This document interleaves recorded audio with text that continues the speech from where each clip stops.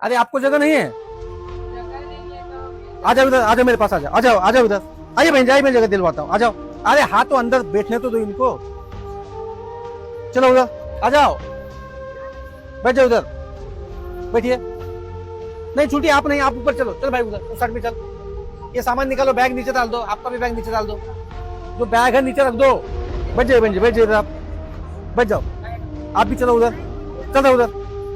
इतना पालथी मार के बैठे हो जनरल डिब्बे में। हाँ आइए बहन जी, आप इधर आ जाओ, छुट्टी मेरे पास आ जाओ। हाँ आ जाओ उधर, चलो हो जाओ पीछे। ले लीजिए बच्चों को अपने पास में, आ जाओ, ये बच्चे ले लो, आ जाओ छुट्टी, जाओ उधर।